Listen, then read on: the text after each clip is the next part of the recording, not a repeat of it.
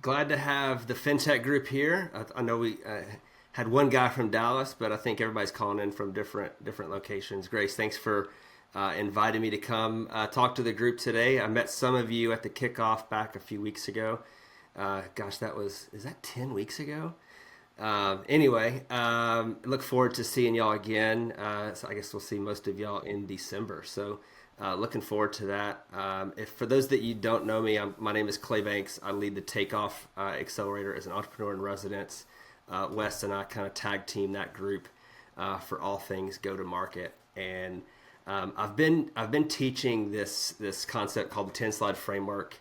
It is I'll get into kind of what it's used for and how it's used and how I used it in a second. But ultimately, I want you to use this as a guide for you to building out your own presentations and make it a little bit simpler from a perspective of what's going to get you further the fastest and what investors are going to look at from the perspective of what builds an investable and a sustainable business.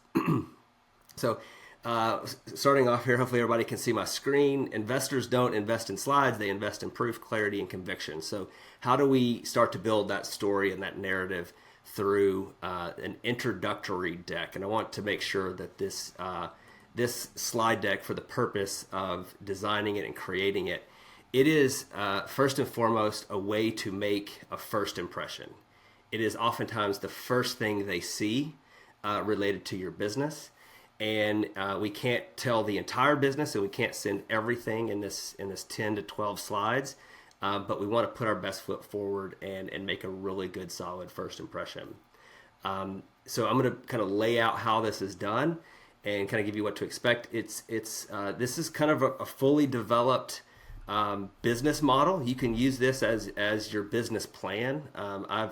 I've been asked by investors to send it business plans before, and I've always had kind of a roadblock with those types of investors that want lots of pages of information when we can just bullet down into a simple 10 to 12 slides. So ultimately, this becomes your business's business plan and or kind of a framework to build out your business operating system. We're going to be really focusing on mastering the storytelling arc of problem to the solution or problem to the product in this 10 slide framework. We're going to get really clear on who we sell to and how we make money on a per individual basis, an individual transaction basis. We're going to understand the indicators that we measure and the levers that we pull to improve our business model or our profit margin. This is going to go by building this deck. It's gonna build mental reps for you. I used to get hired by entrepreneurs to design and build business decks, and after doing, I don't know, probably 50 or 60 of them, I realized I was doing the entrepreneur a major disservice. When if you hire out your deck and someone else builds it, you're missing the reps that you put in your mind. Everything that you design and put on the slide, you're going through in your own mind, telling yourself a story. And what that does is create mental repetition, so that when you do get in front of an investor, you tell the story better. And there's a lot of people out there now using like Gamma and StoryDoc and all these really cool AI deck builders, and there's nothing wrong with that. But if you can't tell the story behind that deck, then you're a mile wide and an inch deep, and investors can see through it.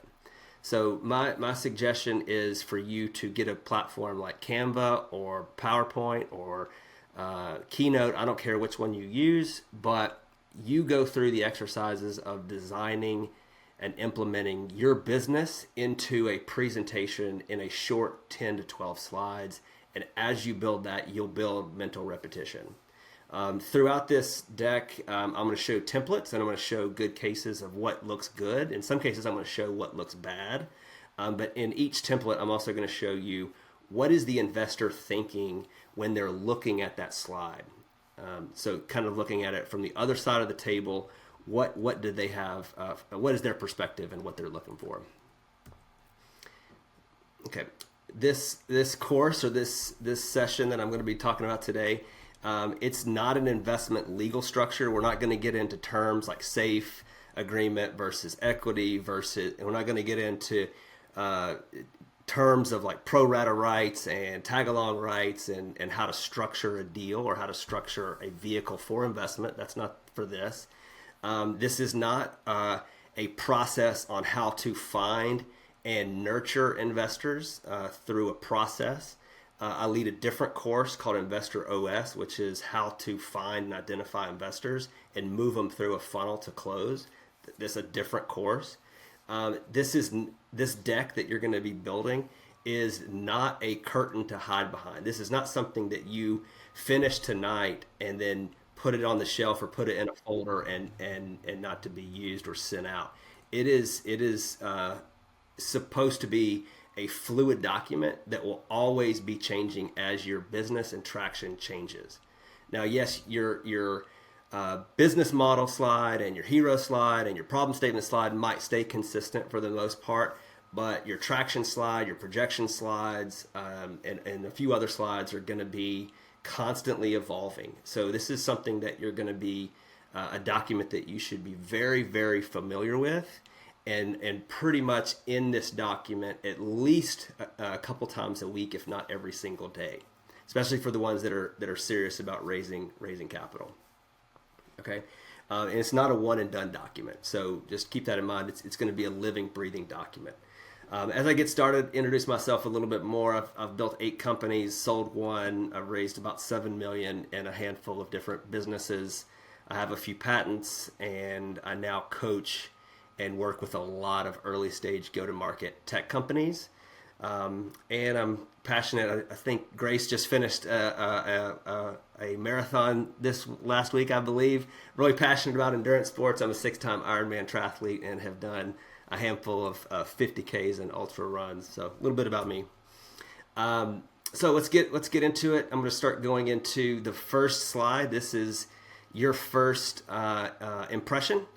And it's also the most important impression because it immediately starts to weed you out amongst the competitors or amongst investors who don't invest in your area of market. Or so if it's fintech people, if you're trying to acquire an investor that invests in healthcare and they only invest in healthcare, you're probably sending the slide to the wrong person, and they're going to stop immediately at the first slide. So we want to immediately set the stage what this company is and what it is about, so we can help the investor either move on and delete the slide and delete you, honestly, or go deeper and say, this is my area of expertise, this is the area of which we make investments, and I want to learn more. Okay, I'm going to show you how to build this slide, and don't think you can answer every single question about your business in each of these slides. So we just want to hit the highlights, the main points and the main ideas in each of these slides. So if I was designing a slide, a hero slide for this presentation, it might look like something like this. It's going to be a bigger hero type of image with a logo and a clear statement of who it's for and what are we going to do and what are we solving with the problem. And I'll kind of build out and show you now how we get into that template. So your first slide needs to be a image of what the customer would experience by using your product or service. And I get that a lot of you on this call are going to be some sort of SaaS-based product that is delivered through a computer screen or an app. And I understand that. And I'll show you some examples of how those companies do that. But we want to show what it's like from the customer's experience first. Okay. Ideally, if you don't have this image, this is something you can have AI create this image of what that image might look like, or ideally, it's a real photograph of someone using your product or service. Okay. It's going to have your company logo, and if you have a tagline with your company, that's fine. The tagline can be in there as well. Keep the copy to white space ratio very, very big here. We don't want a lot of copy on this slide. The one sentence, the big idea, I use this message formula, define your message in one simple sentence, and we build that equation by we help specific customer niche to get specific result by your product. All right, and now you can work that any way that you want. It doesn't have to be mind blowing, but it needs to be at a basic third grade reading level. And I'll give you some examples of what I mean. Here, we don't want to confuse anyone. We want to be super simple and super clear on who we help, the result that that person gets by using our specific product. Nothing more, nothing less right here. When the investor first opens up this slide deck, they're immediately going to go, do I understand where they are going or what they are about to present to me? Am I confused? They're also going to look at this from a perspective, is this in my area of expertise, or is this in the area in which I am making investments? Right? Do I have subject matter expertise, or do I have a network that can help this company? So that they're starting to now select through where do they start to bring value. If in the event they click on to the next slide, is this something that they care about or they're interested about? You'll hear me tell this process of we want to make the user or whoever our audience is feel like the hero in their own story. You are the guide in that story. Any Don Miller fans in the group? He's got Story Brand. He coaches to this way deeper than I can. But we want the audience, in this case the investor, to be the hero. And you are going to be guiding them through the story of how they become the hero in their own mind. Okay. Feel free to stop me if you guys have questions on the specific slides. I'm going to go through the 10 slides kind of quickly. Hopefully we can get through most of them and have some time for Q&A afterwards if we need to. On each slide, I've got a one-line test. And you'll start to see the consistency here as we get further into the other 10 slides. I see a lot of entrepreneurs try to posture by using big, ambiguous words that don't really mean anything. For an example, one-line test could be end-to-end AI-powered multi-sided marketplace platform revolutionizing enterprise solutions. Very big words, very fancy, sexy words, but it tells me nothing about what that entrepreneur is building.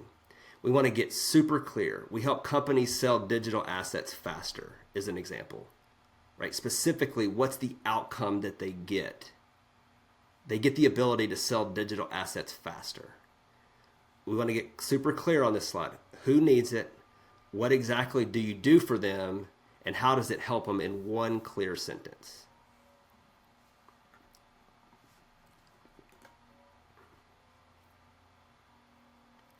So as I'm going to kind of show you the template and kind of what to expect in each slide, I'm going to show you some good examples. In this case, I'm also going to show some bad examples. So this was one. This is an insurance company, and how do you show user experience for an insurance company, right? Without some sort of like gimmicky animal or something like that, right? So here they have a really clean app. And in the app really tells the story, the home for better insurance, simple, personalized, affordable home insurance designed for you. This is I really like this slide from the perspective of how it shows user experience, but the copy to white space ratio for the hero slide. Very well cleanly designed slide, very simple to understand. Here's a company that I've worked with called Markify. This is an 18-year-old student that built a whiteboarding collaborative platform for teachers to collaborate with students in real time. Think of like Figma, but for high school students in real-time class collaboration. It's a computer-facing application that the teachers and the students have. So we showed what it looks like on the screen of a computer. And we talked about here, specifically, he's increasing classroom engagement, and he's talking about it's student-led and it's collaborative. So for the rest of his pitch, he's measuring and quantifying engagement and collaborativity. Make sense? So he's already starting to set the stage of what his platform does for teachers and for students. Here's one for Monday. Now, this is a complicated kind of SaaS company with a lot of moving parts. It's got email integrations, it's got Slack integrations, it's got all kind of worksheets and all this kind of data stuff, right? But how do we condense that into a simple, clean image?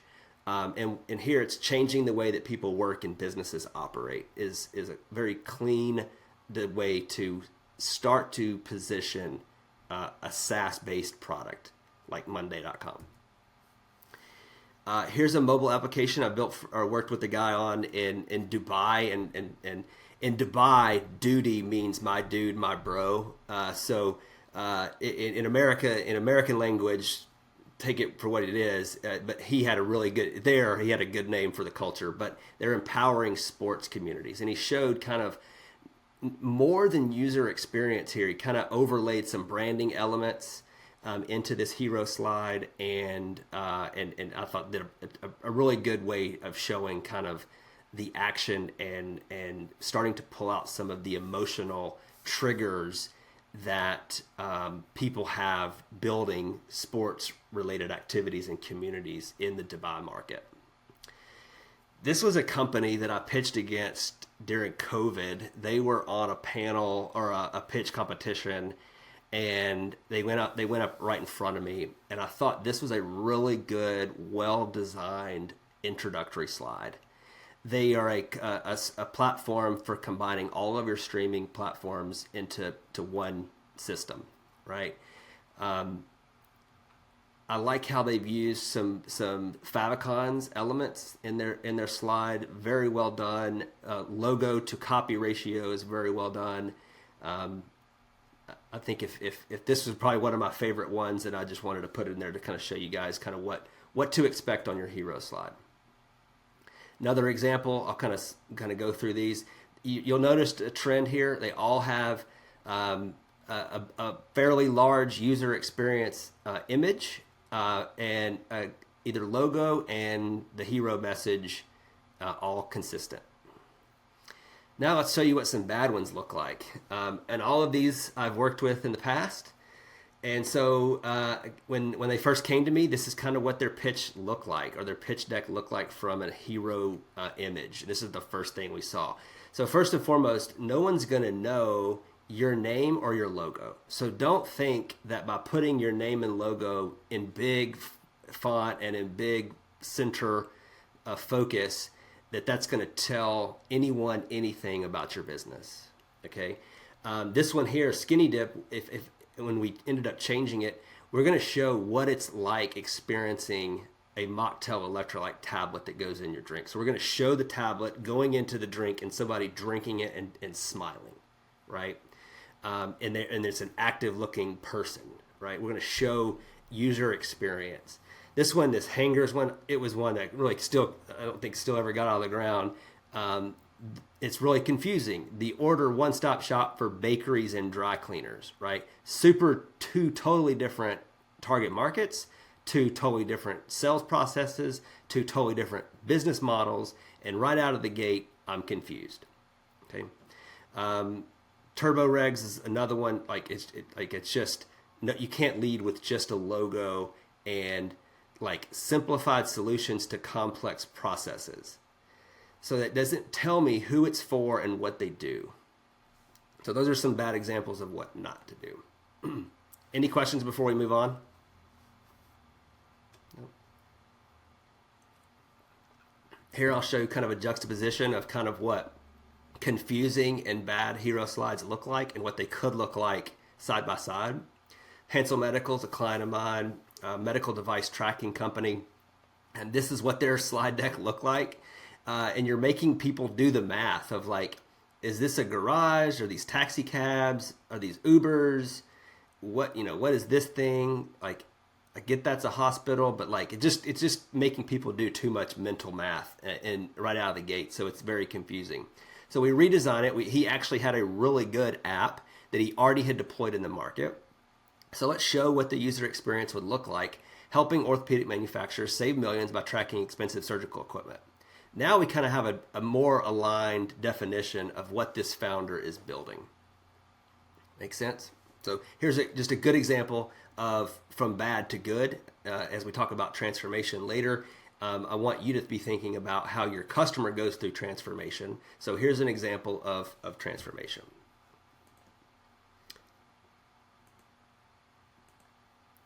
Okay, so now we're going to get into the, sorry, it's moving too fast on me here. Just a second.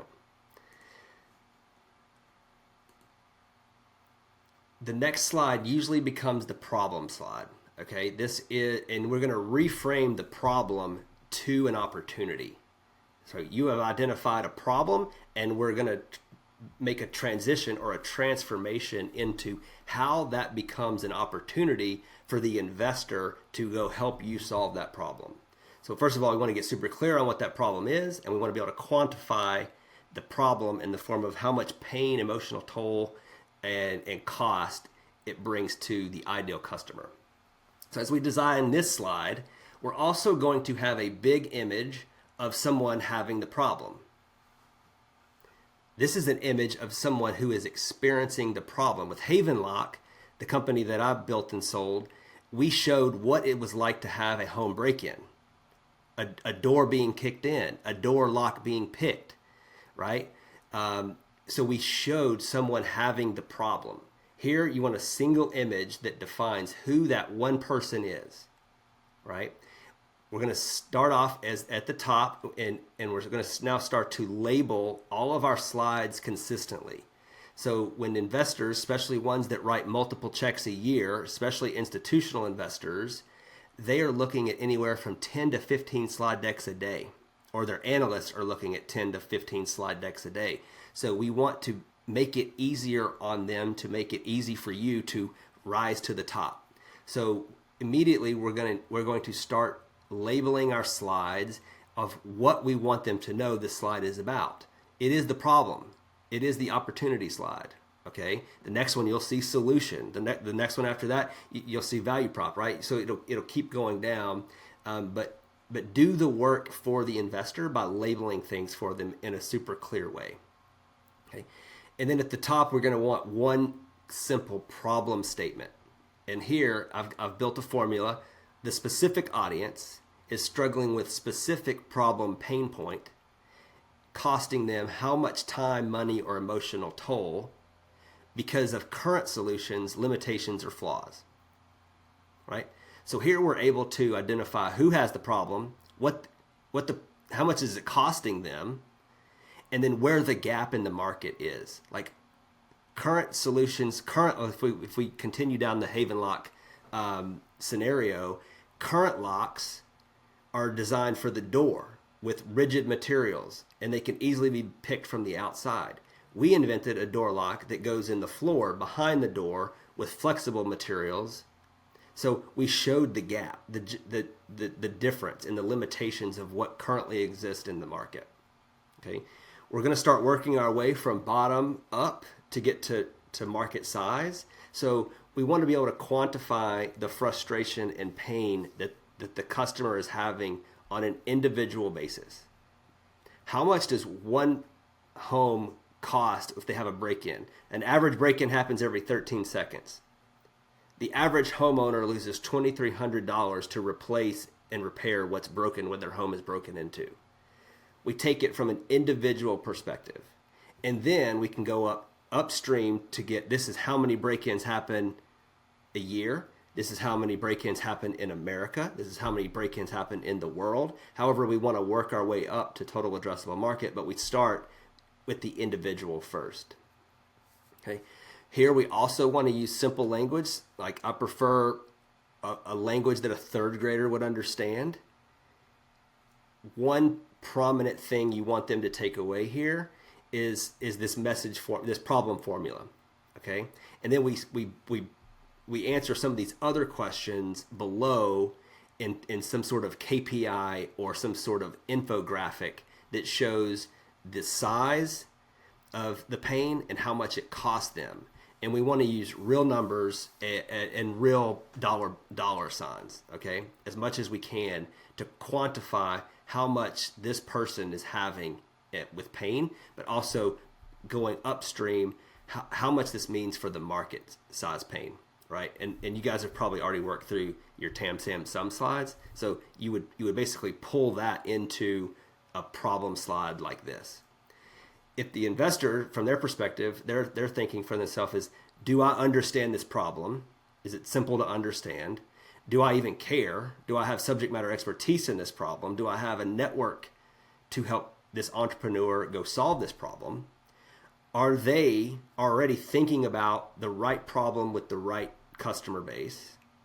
And then they're starting to determine, is the market that they're pursuing big enough to get a return on? Okay, is there enough movement in the market and enough bigger players in the market to gain market share? And if so, is there a possible acquirer in that market that could acquire you? What's going to be their return model? And then also, is there room in the market for disruption? Those are the things that investors are thinking of when they're looking at your problem slide. Okay, the one-line test, you kind of see how this is kind of being consistent here. We don't want to use words like disrupting the inefficient legacy systems. Nope, we want to be super clear. We help HR teams waste 6 hours per hire on paperwork. So specifically, who has the problem, how much does it cost them, and how often does it happen? HR teams waste 6 hours per hire on paperwork. Very simple.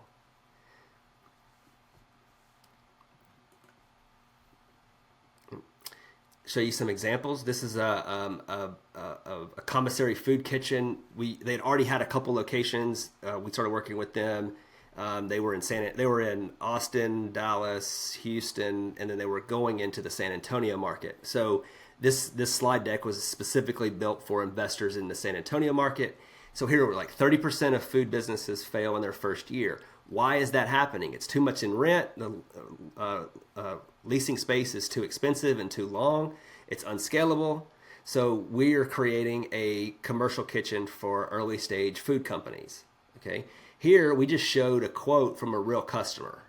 Priscilla, with this company, said this about why San Antonio was lacking and not supportive for early stage food businesses. So we have a customer that we can talk about. We have a story. She has a living heartbeat and a family and social things that you can talk about. She has behavioral patterns that you can talk about.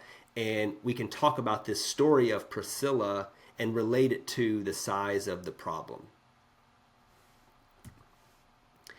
This one was a STEM technology we worked with. They were already doing about $5 million a year in sales. They were going after a B round.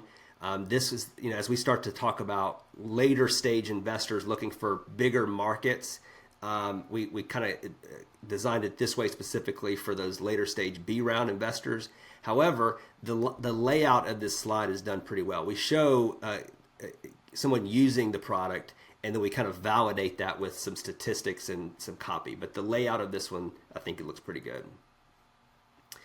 Here's the Hansel Medical Tracking Company. Now remember, when I met with them, they did not have a physical product. They're now doing a couple of design partnerships. But at the time we designed this slide, it's really hard to show the chaos that surgical suites have with tracking surgical trays. So we had an AI image generator build this image, and very clearly, manufacturers risk losing $1.8 billion each year due to lost and misplaced trays. We've given a quote from one of their design partners here talking about the need for this solution. Good problem slide. It's identified up here. Shows you kind of what the problem is and their problem statement. Here's another one, just kind of showing, this is a recycling company, kind of showing hero image, how we measure the size of the problem as an example. Kind of move a little bit faster here. What time? It's 2:30. We have about an hour left. Okay. As we move to slide 3, this is where we start to introduce the product or service that you guys are building. So we want to be super clear on that. And we want to start to show what we've built in the form of a demo if possible. Okay. As we lay out this slide, we're going to start to show images of what we've built, whether that's screenshots, visuals, any CAD examples. If you have a physical product, obviously show it, and we want to show it in the user experience perspective. Here, if you have a demo of your product, here's where we want to show that demo. Okay, we're going to make this a big image of what the product looks like, but we're going to sum it up in a solution statement. So the solution statement is the inverse of the problem statement. So if HR teams waste 6 hours per hire doing paperwork, the solution statement is we save HR teams 6 hours per hire on paperwork. It is a direct inverse relationship to the problem statement. So here we start to take through this transformation from lost to found, from sick to healthy, from sad to happy, right? We want to start to position this from a transformation perspective. Specifically, what do you do for this user, and who is that user? Okay. The investor is thinking, do I understand the solution? Is it simple to understand? Have they made it too complex? Do I have knowledge or resources to help the founder? Is the market, they're continuing to think, what's the return on investment model, and is the market ready or ripe and big enough for this type of solution? The one-line test, leveraging cutting-edge technology means nothing to no one. Our form builder cuts paperwork to 10 minutes. We're specifically clear. Who do you serve it? Who do you solve this for? What exactly does it, or how it exactly works, and what results do your users get? We want to be clear on the outcomes. Okay, the outcomes is we're cutting paperwork. We're saving time. Specifically, and we're now starting to get to where we can quantify that. Some examples. I'm going to kind of skim through these to kind of show you layout more and design, copy to image ratio here. Here's the STEM technology one.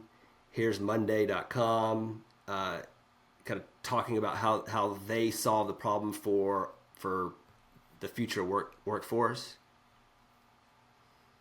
This one's a little bit more because it's kind of a multi-sided marketplace. Some of you might have multi-sided marketplace business models.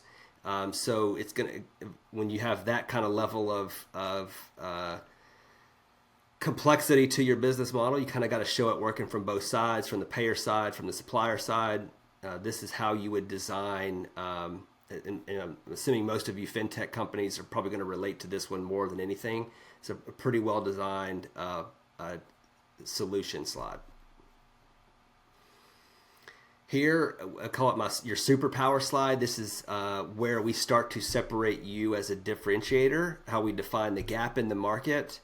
And some people call this the moat. Like, what's the moat that you're building that kind of protects what you're building from competition? So we'll start by showing really what the secret sauce is, the magic behind the product. Okay. As we talk about this, we want to identify the gap that you feel. What was wrong in the market and now is right because of you? What is the transformational outcome the customer would get by using your product or service? Here, if you have a demo, we want to go deeper into the secret sauce of that demo. Like, what specifically have you built and measured that people are using and coming back to? What makes you better than the competition? And what do you do for them in the form of outcomes? Some people talk about this, the zag in the market. How are you doing things differently that the market is currently doing? Or do you have some sort of reduced friction in your process to sell and deliver this product or service? How are you reducing friction is another way. So if one company has a laborious onboarding process, you streamline onboarding. If one company has a lengthy 24-month contract process and you have a simple pay-as-you-go model, you're reducing friction. So we want to talk about how you zag through the format of possibly reducing friction. Okay. Here, pictures say 1,000 words. and prototypes are worth 1,000 pictures. So we want to get the prototype of what you're building into their hands. Let them touch it, feel it, let them test drive it in this case. I put this quote on here: people don't buy products, they buy better versions of themselves. So here we want to show what that transformation is and sell the transformation of what they get on the other side of using this product or service. Investors are thinking, do I understand the solution? Do I have knowledge and resources to help? Is the market big enough? And is there a return on this market that this entrepreneur is going through? Let's see, the one-line test. End-to-end AI-powered platform revolutionizing enterprise solutions. By the way, I've seen everyone that I've seen up here, I've pulled from someone I've worked with in the last couple of years. So no, we want to reword that. We help companies schedule meetings faster. Simple, right? Companies is who we do it for. What we do is we help companies schedule meetings, right?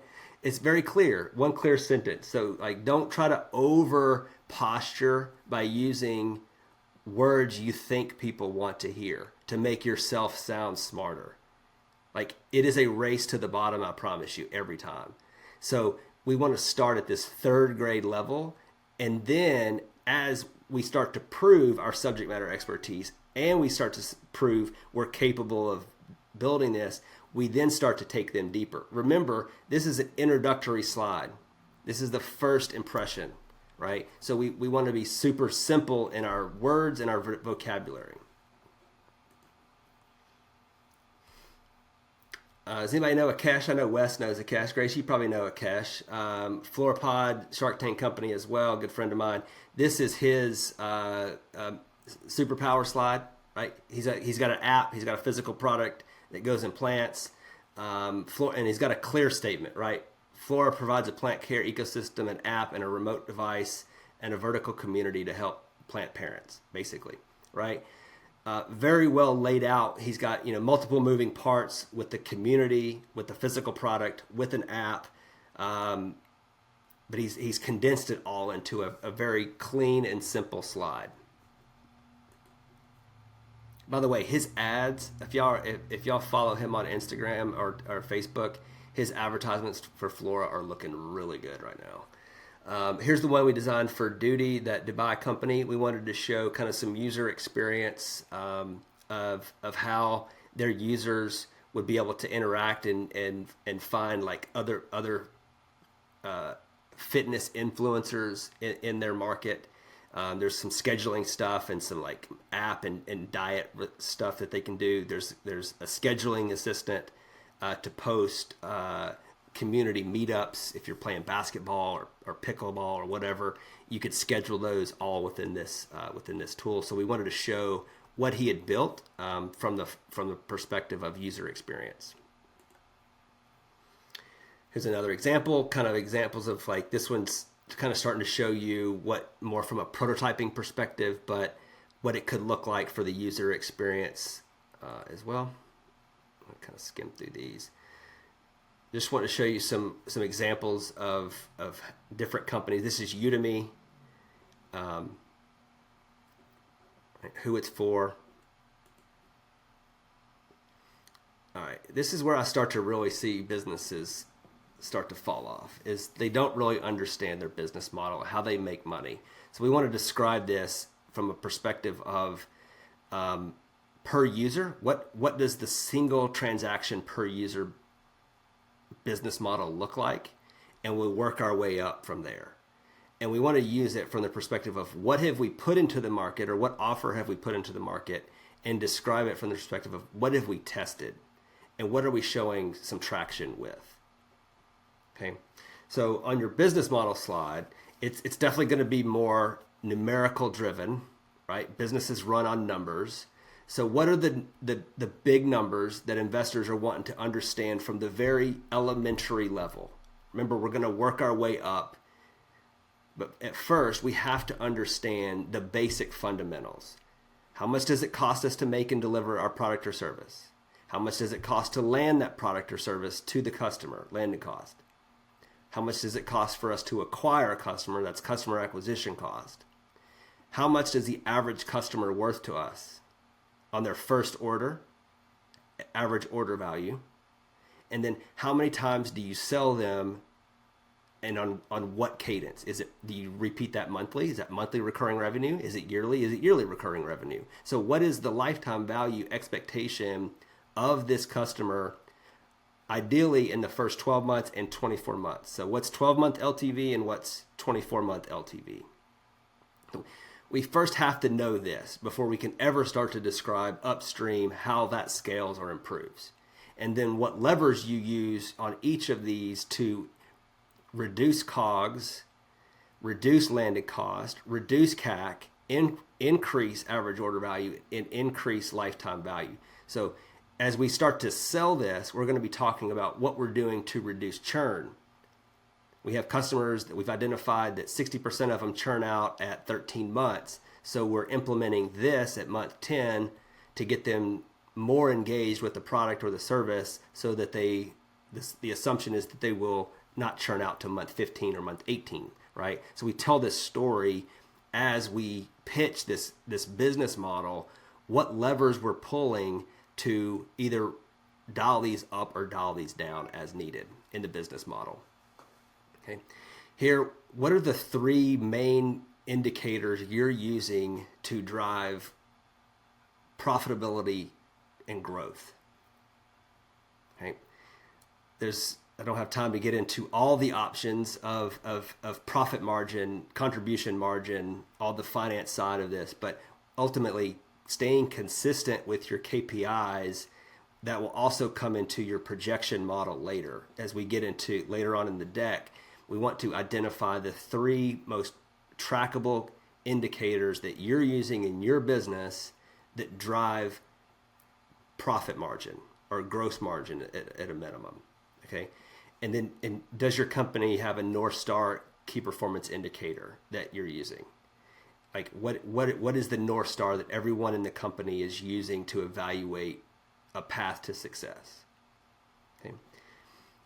Investors are looking at this going, okay, does that sound right in their relationship? Because by now they've either down selected you and they've thrown your deck in the trash, they've deleted it, or you've hit on all the indicators that they're looking for that match up with the types of companies that they're looking to invest in. And now they're going, okay, does their model economics make sense to scale? When I pitched on Shark Tank, Mark Cuban, we got to this point and Mark Cuban ate me alive. I pitched him on to that day's profit margins, and I knew him to a T, but I did not pitch him on the story I was taking the company through to improve my margins. We had just started production. We had just started to learn how to acquire customers. At the time, our production costs were high and our customer acquisition costs were high. So our margins were crap. If your margins are crap at the beginning, that's okay. But you have to have a plan and tell the plan and convince the investor you have a solid plan on improving those margins. And that's where I failed as an earlier stage founder, of not being able to present the business case on how I was going to improve the margins. The investor is also looking at it from a perspective of, did they leave something major out of their business model? And in 99% of the decks I look at, they do not include customer acquisition costs. Every business has a customer acquisition cost. Like it is fundamental to every business, and every business should have a lifetime value of what that customer is worth. And if you leave either one of those out, you're missing half of the equation. So we have to talk through and show them at least we've done some math that takes into consideration that CAC to LTV ratio. Okay, they're also going to ask themselves, what is the market currently paying for this? Okay. I'll show you some examples here, but you should show what the price point is on a per month basis for your product on this slide, right? And if you're charging $500 a month for something and ChatGPT is charging $20 a month for it, they're going to start to have deeper questions or concerns. Okay, they're also considering, is there room in this model for margins to scale? And does the founder know what it's going to take to move those levers to improve margin.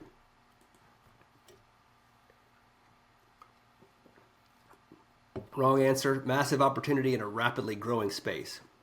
Nope. 4,000 paying customers growing 20% monthly, 50,000 in monthly recurring revenue. Right? We want to be specific here.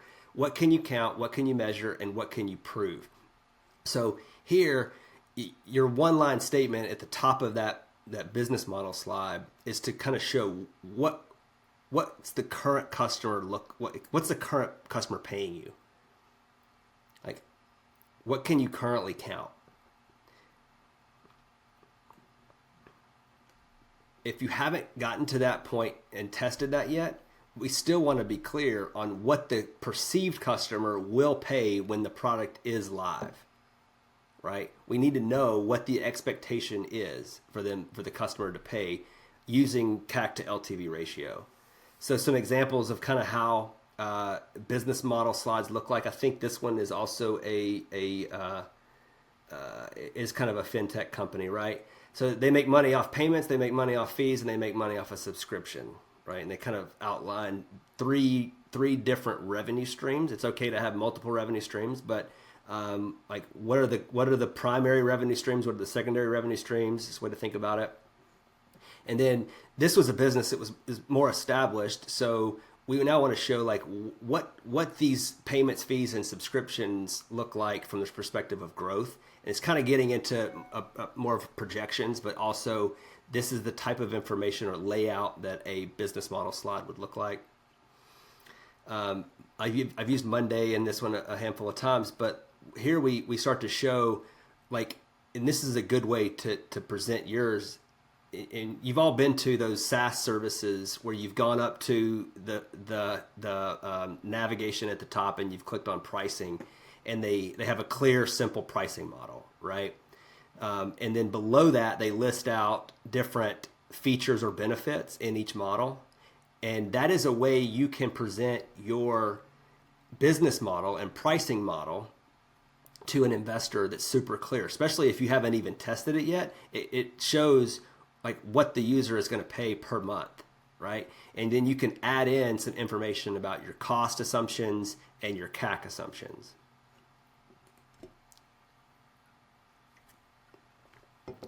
Just some examples kind of want to show you here. This one kind of walk them through what the business model would look like over time.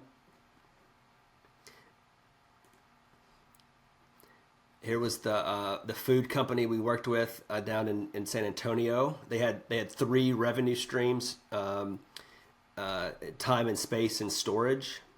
So we kind of showed what that would look like on an individual basis, by hourly, by monthly, and by storing per month. Cold storage versus dry storage. Go to market. Yep, go ahead. No, I'm not looking at chat. Sorry.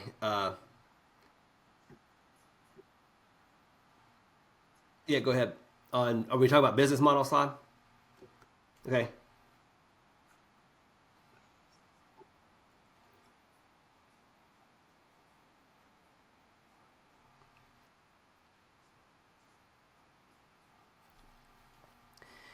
Um, okay, let's break that down a little bit. So,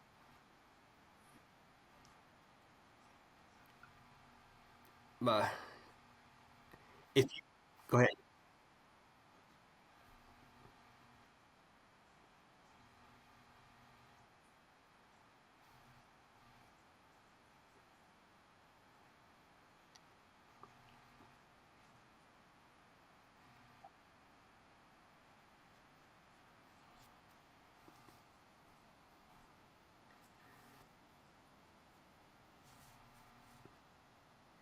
Okay, good. That's a great question. So, like, some of those things are capital investment in brand and not recurring expenses.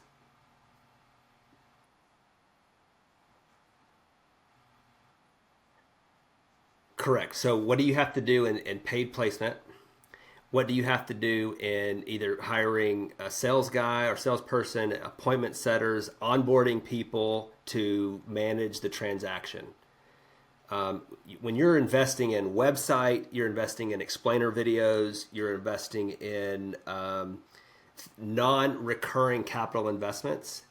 That comes out of your business model CAC. What I want to look at is what does it cost you on a per user transaction to acquire a customer, assuming the branding and stuff it's always going to be coming and going, but the consistent cost it takes you to acquire a customer. So typically, the way I measure CAC is I'm going to measure my Google spend, my Facebook spend, my Amazon spend, and the contractors. I sub most of that out, or I have a person on my team. So I take that person's cost in terms of labor to manage those ad spend platforms, and then I take the total number spent and divide by the total number of customers acquired in that cohort. So I cohort it by month. So if I spend $10,000 a month in ad spend and contractor spend, and I bring in 10,000 customers, my CAC is $1. Like if I'm just using simple math, right? So we think about it from that perspective. I don't take into consideration that I've already invested in my website. I've already invested in everything else. Now, for me to acquire customers, I also have to have social media presence and an affiliate manager. So that goes into my my contractor spend in CAC. Make sense? So your sales teams, your now if you're having to go to like conferences to acquire customers, take it by month, right? What did you spend in a monthly period from the 1st to the 30th? And what did you spend to acquire those customers? And how many customers did you get? So you can watch what CAC does as you progress. So in right now it might be $60 a month. Next month it might be 65. It'll just fluctuate, but you can talk about what you're doing to bring CAC down. Any other questions on that? Got it? Cool. Let's see. Let me get caught up back up here. Where did I leave off here? Okay, go to market. Now we have to be really clear that you didn't just dream this business up yesterday and you didn't run this through some AI platform. Like, we want to show what you've tested in the market. So what offers have you put in the market in a public viewable space, and what did you measure and what did you learn from putting those offers into the market? And an offer can be anything from a landing page to a pre-order sign up to your actual product or service. It could be attend a webinar that you're going to be hosting. That's an offer. It could be come to our launch party, come to our private networking group outside of this conference that's being held in this industry. You could come up with 1,000 million different offers, but we want to learn, where are you putting those offers in, and can we get people to show up and take a call to action? Okay, so I normally do it from the perspective of what's the 3-test method. And the 3-test method is one test that really shows you've put an offer into the market and you learned something. So with Havenlock, from the very beginning, we spent the first 9 months building a Kickstarter campaign. We sold 465 units. We raised $116,000. I was able to take out the data from those 30 days of sales and show what we tested. That was a test. That was a big test, right? And then we went on and we started doing some other tests. We started doing all kinds of different customer acquisition channel tests, in more of like a variety of, like, can we sell direct to consumer? Can we sell at Home Depot? Can we sell at Lowe's? Can we sell on QVC? And we ended up going all those routes. So we started to show the investor that we could acquire customers through these tests. And the test should be getting bigger and better as you grow. But we want to show that you've put some offer into the market and it's got a time period of how long you tested that offer for, and it's got some sort of KPIs that you could measure, whether it was click-through rate, sign-ups, downloads, daily active users. I don't care what you want to track, but we want to show that you're measuring the results of this offer through your two best tests. So if you're running thousands of tests or multiple tests a day, which I love to see, I'm going to ask you, what are the bigger tests that you've run? Okay, and if you're not running tests, then I'm going to say, what's one test that we can run by this afternoon to get something into the market to see if someone will purchase? Call that the fake door test. We can go into that later, but you want to start building offers that you're putting into the market and just gauging and measuring people's transactions or people's actions. Let's put it that way. Okay. Then we want to talk about what's the next big thing that we're going to do. Remember, we're trying to convince the investor this train has left the station and it's going to the moon. And what's next? What's the big next test that you're going to run? What helped us when we had figured out we were going on Shark Tank, I used that as the next big test, kind of line in the sand that said, you're either on the train or you're not. You're either going to be able to negotiate terms with us directly or you're not. So like there's always, and entrepreneurs have to always be self-inflicting the next big thing. Like it is something that you're always going to be leaning your skis forward on to talk about what's the next big thing and understanding what that opportunity is going to look like in terms of growth, in terms of risk, in terms of what roadblocks might be there. Like what are you going to have to do to achieve that? You may have to hire someone. You may have to, whatever it is, what are the roadblocks and opportunities in that next big test? So it kind of shows, hey, I've done some work. I've got some proof of concept, but here's where we're going next, right? It's the next stop on the train station. Okay. Here the investors are going, what do real customers say? What social proof exists outside of what you're telling them? How do we take these tests and show social proof, right? If it's a direct to consumer product, I'm going to show customer reviews. I'm going to show 4.5 stars. I'm going to show user acquisition data to show that customers are talking and buying or are taking the actions I want them to take.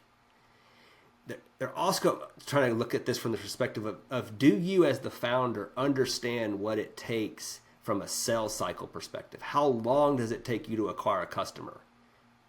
I love direct-to-consumer businesses because I can serve you up an ad today and take your credit card today, right?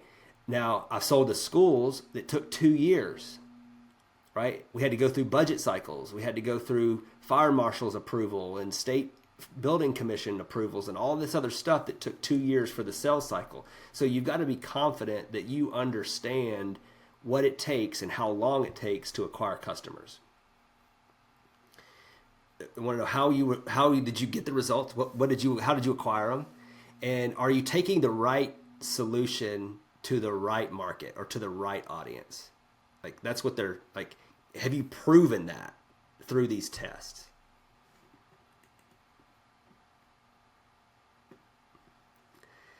Here I see a lot of companies talk about like how they're going to go to market, and they're going to be like, oh, we're going to reach 1% of a $10 million, a $1 trillion blue ocean market.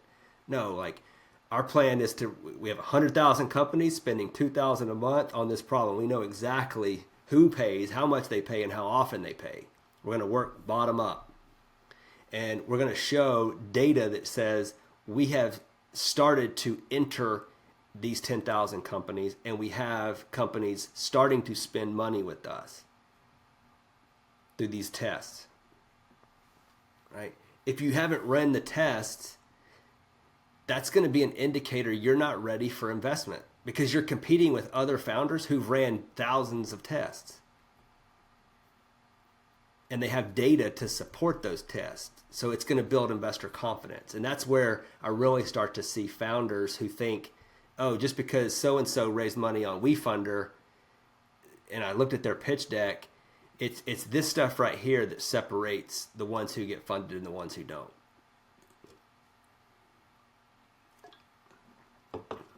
One way to kind of show this is kind of on a timeline perspective. Obviously, Monday's much bigger company, but I just kind of show you some different examples of go-to-market.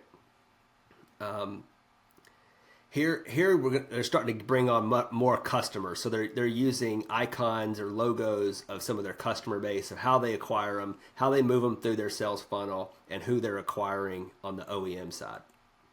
So here you could use logos. Here's some data. This is a direct-to-consumer brand, but here's some data to support some of the testing that they're using in their go-to-market strategy. Just kind of showing you some examples of different go-to-market slides. I've got about 25 minutes here. Okay, we're on slide 7. Now we want to understand what the market looks like from a competitive landscape. Where are people currently spending money for this type of problem or product or service? Or is the market unaware that they even have a problem? So we've got to identify that gap that you kind of come in and fill.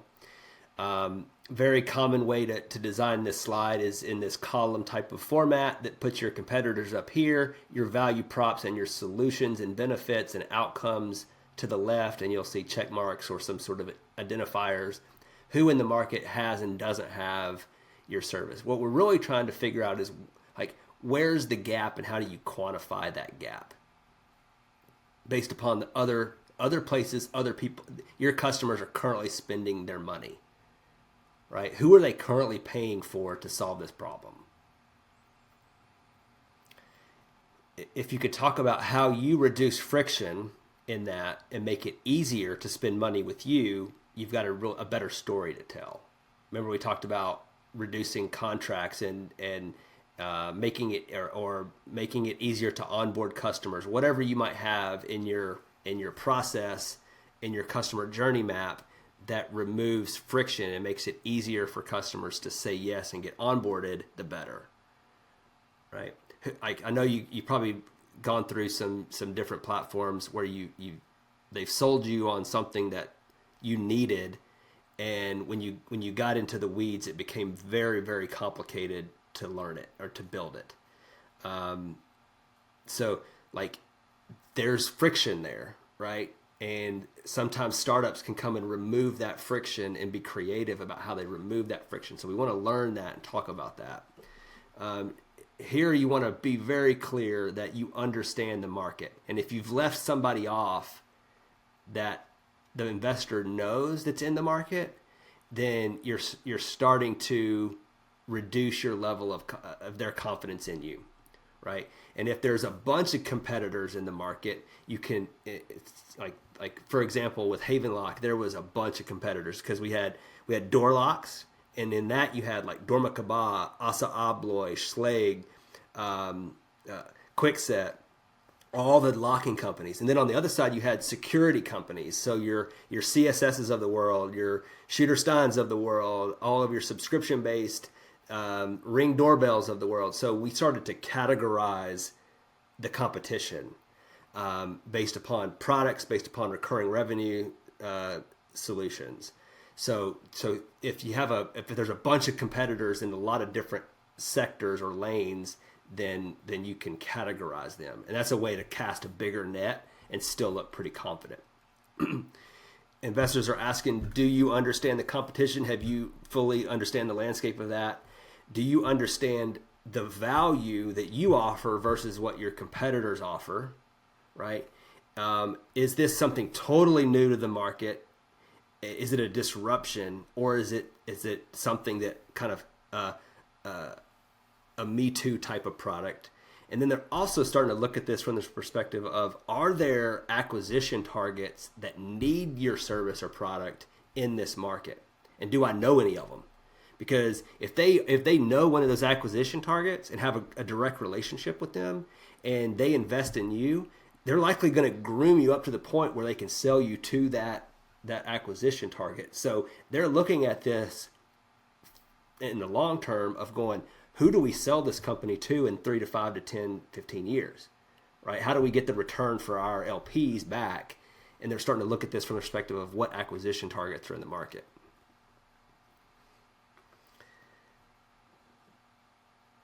What not to say, we're better than everyone else in the space. No, we're 30% cheaper and 2 times faster than the next best solution. And we'd map that out on that slide, specifically defining out who the competitors are, what do you do better, and why does it matter to the customers with a clear differentiation.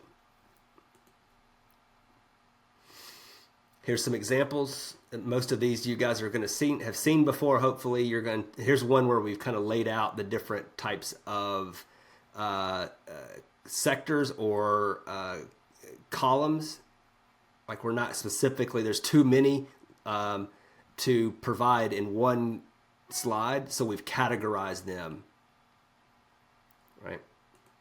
That's a fintech company. Here was Hansel, the medical company. We specifically, there were a few players tracking surgical devices, but what are they doing different that these companies aren't doing? This is a way of also designing the slide. If you have kind of a X and Y axis that has different values across the spectrums of the X and Y axis and where you fit, and sometimes it might be you fit in the middle and you kind of do all of it, or you do one thing really good way up here and you've identified that there's a customer base that specifically needs this one thing, and none of these companies do it this well because they're focused in all these other areas. Does that make sense? So like that's another way of designing a competition slide. Okay, now we're going to get into team. If you can't lead people, it's going to be really hard for investors to invest in you if they can't have confidence that you're building a team. Okay, so we want to be clear that we can bring on more people, and we have a plan to bring on more people to support the organization. So what advantages does your team have? And then we want to show some examples of how you have previously led people to do things. Okay. Typically, most of the startups that I work with are about 3 to 5 people. So it'll be very clear picture, name, and list of accomplishments that founder has had, or we do also logos of where that founder might have worked before. Okay. We want to show a diversity across the team in terms of skill sets and expertise level. So if somebody's really good at finance, somebody's really good at marketing, and someone's really good at sales or product development or whatever it is, we want to show a diversity across the organization. We don't want 3 CFOs or financial focused people. We don't want 3 product developers on the team at this stage. If they are 3 product developers, we want to showcase the talents that they have that are diversified across the other 2 people or 3 people or whatever. So specifically, I like to use this. If you can't convince at least 2 people to join your team, you're not ready to lead an organization and you're not yet investable. So we want to show that you can bring on and get people to join this journey with you that's not your mom or your dad. Right? How did you get this person and this person convinced to spend their personal brand equity and reputation on going to solve this problem? Like, we want to showcase that, right? That you can find and acquire and bring on people to join the cause. Who is building this enterprise, and specifically, what advantages does this team have? Investors are thinking, can they lead people, right? Can they find people and can they get them involved, engaged? Can you be coached, like as a first-time, second-time founder? Are you somebody that's going to be standoffish and a know-it-all? Like I see that a lot, and that turns investors away. The know-it-all syndrome, right? Can you be coached? They're looking for these subtle signs that you can manage people, but you can also be coached. They want to see that you've been tested. So, like what in here in your description of yourself or your other co-founders or team shows that they've been tested before. And people like working with people. People like they genuinely want to work with good people that are like them and like-minded. So will they like working with this team if they're going to be invested in this team? some examples of or call to action here, or one line test. We've built a world-class team with decades of experience. Okay, doesn't tell me anything. Our CTO built and scaled blank product to 20 million annual recurring revenue, and our CMO doubled customer acquisition at XYZ company, right? That's a statement that we would put on top of the slide deck here to tell them in one big, like, massive, good hero statement, we've got a serious team behind us, and here's the results of what they've previously done.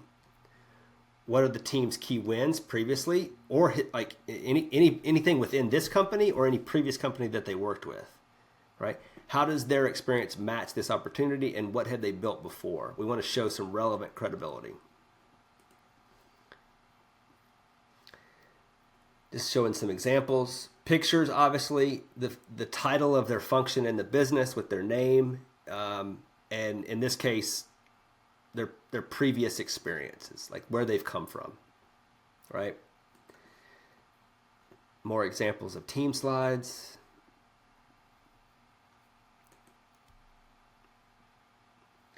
Here, this one has included their board, which is fine. We want to make sure that advisors and board members or anybody that's advising the team, that we have a clear differentiator between those people who aren't full-time and these people who are full-time. A lot of times I'll see founders build out a deck and they'll put an advisor right here who's not full-time, and it starts to confuse people. So we want to clearly define who's in and who's out, or who's in and who's partly in, basically. And if you don't have full-time people yet, that's fine. And I've been in your shoes. We still want to lead with the perspective of assuming that person's going to be full-time. Okay. So if you do have board members or you do have advisors, just list them separately, or create an appendix page and put them separately. I would prefer probably putting them on the appendix slide. Okay, projections. Okay, where are we going? Now we got to paint a picture of what have we measured and how are we going to get to this new destination, this utopia of dominating the market. Projection slides, I typically say, like, don't go over 3 years. If someone asks you for a 10-year projection, they're likely not an investor. The market can't predict 10 years ahead. Neither can you. We can't predict right now 10 days ahead. So I'm really bullish. If someone asks me for a 10-year projection, I'll say thanks, but no thanks. Just my personality. I just started to weed through those. But you occasionally get that question, and you have to determine, is putting together a 10-year model worth your time and effort? Typically, a 3-year projection is plenty unless if you're under $5 or $10 million a year in sales. 3 years is a long time. I want to show this in juxtaposition of what are the current results. Do you have any sales here in the first year, or historically, what are your historical records in relationship to projections? So ideally, it's going to be actuals versus projections. Okay. As we talked about in our business model, the 3 KPIs that we're going to measure, we're going to include statements about those. So it might be some sort of indicator on revenue by class. So we sell to these different channels: Amazon, Shopify, TikTok, or I don't care what your channels are. Those are a lot of ones I work on. But you would put what the revenue by class is, and you would tell the story on what you're going to do to improve the individual revenue by class. Here we're going to talk about reducing churn. It could be an indicator. Like, we know that customers, on average, 70% of customers churn at 12 months. So here's our plan to reduce churn.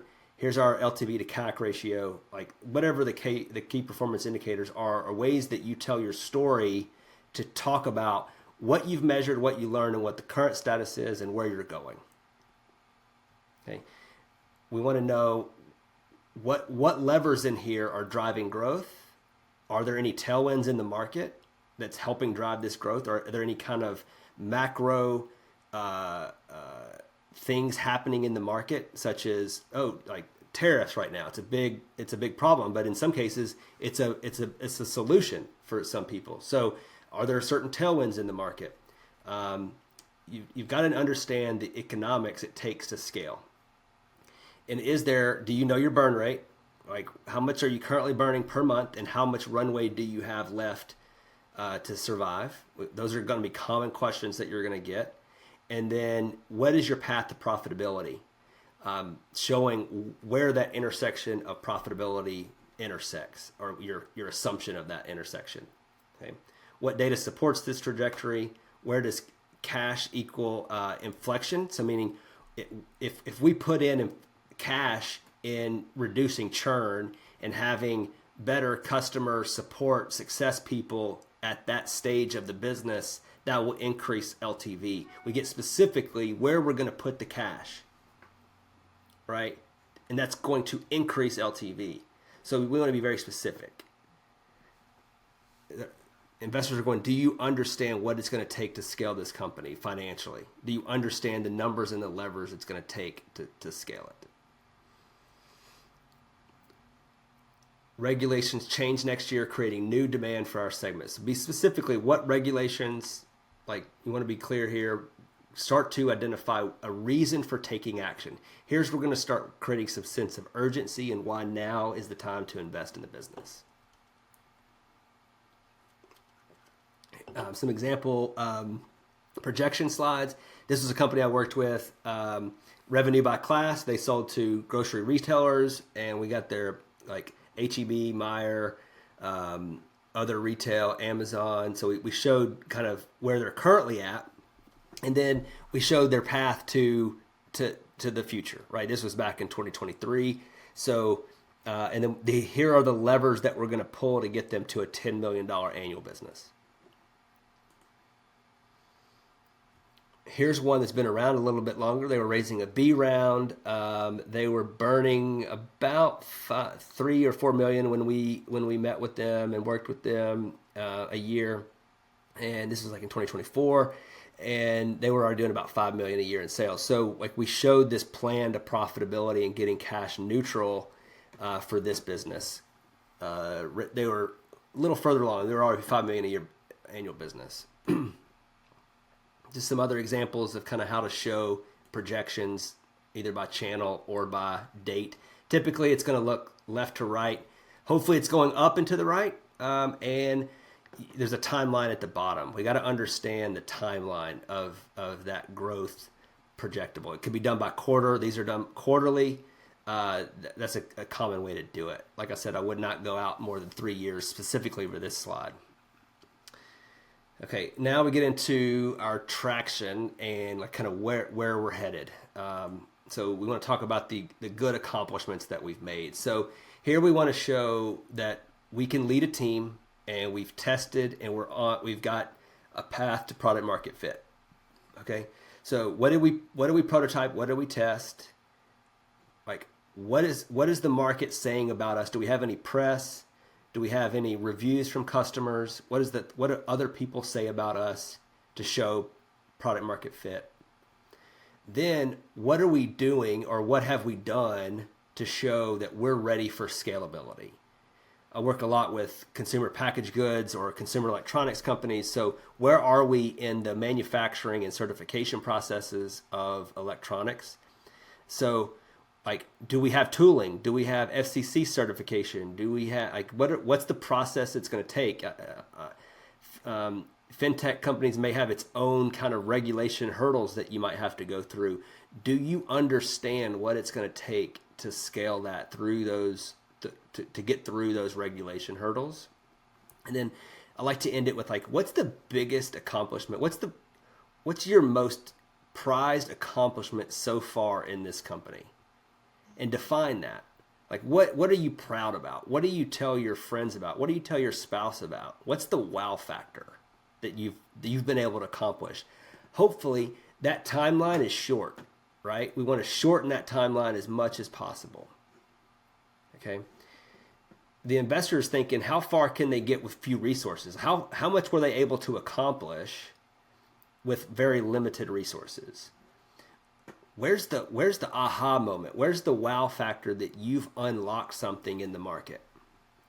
And they're really trying to figure out, do you have proof or a path to product market fit that they're confident in? I'm going to show a couple examples, then we'll open it up to conversation. One line test, wrong answer. We're making great progress toward market penetration. Doesn't tell me anything. Our customer base grew 3x in the last 6 months with 80% retention. So we want to be clear about what we're measuring and how many people have already bought, how fast are you growing, and how sticky is the product? How are they recurring, coming back? I see a lot of times a company can, if you could sell it once, that's great. It gets real hard to sell it again twice. And good investors can read the difference between a one-time sale and a multiple time sale. And can you continuously get that person coming back and buying from you is a key indicator that you've hit product market fit. Just some examples, kind of how these will be laid out. Mostly done on a timeline type of basis. Just kind of showing you some different examples of kind of what this could look like. So I will leave it at there. Do we have any questions? We got about 8 minutes left. Does anybody have any questions?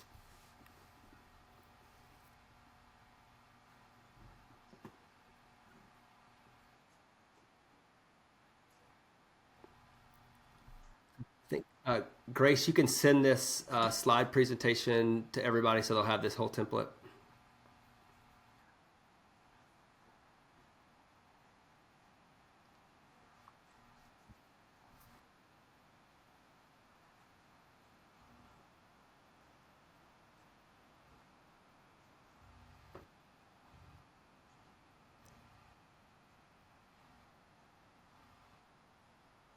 Totally. Love it.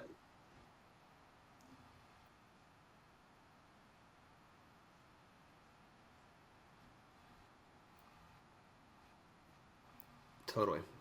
One thing to think about, and you brought up just something I didn't say, is oftentimes this deck, it's an introductory deck.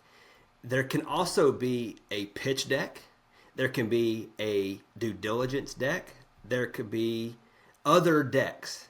You could add appendix slides to these, but typically this is the first impression. This is what you use to get the pitch. Okay.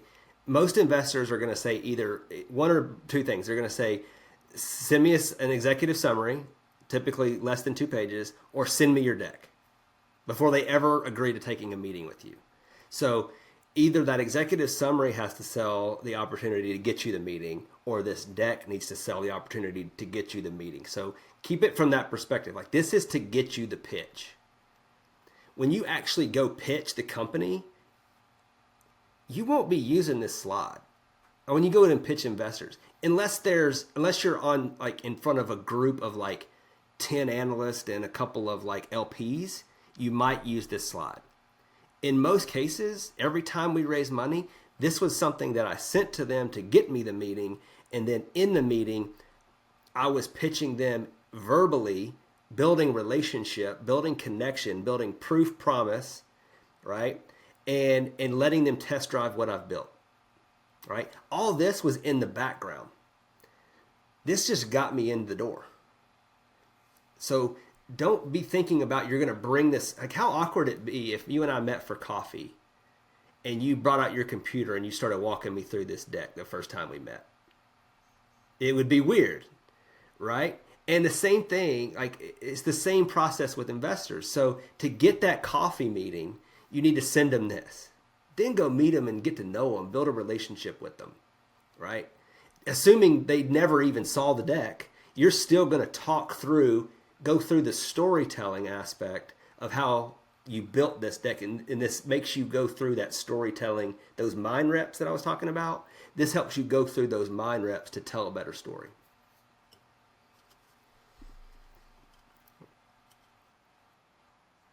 Cool.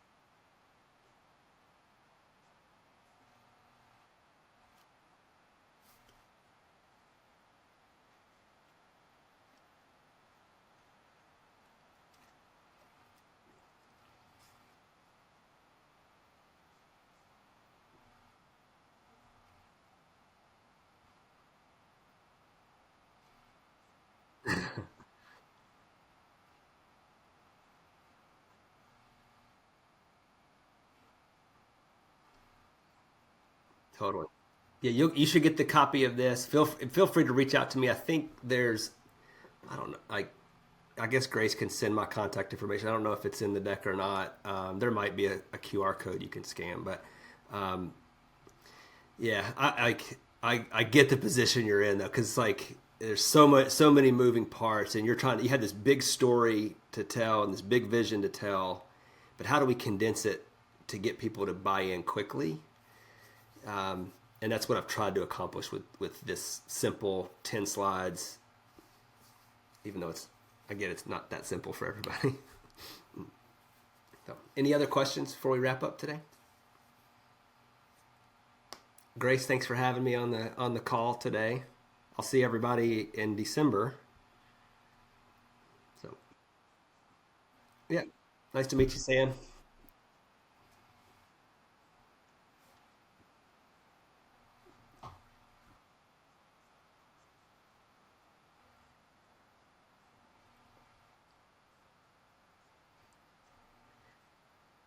It's the fundamentals, yeah, of making it simple and clear, uh, and being able to show proof that you have confidence in your plan and your team. That's what it's all about is building confidence and clarity. So cool. Yep. All right. Y'all feel free to reach out if you have any questions. Happy to help anybody that I can. So all right. Y'all have a good day. Take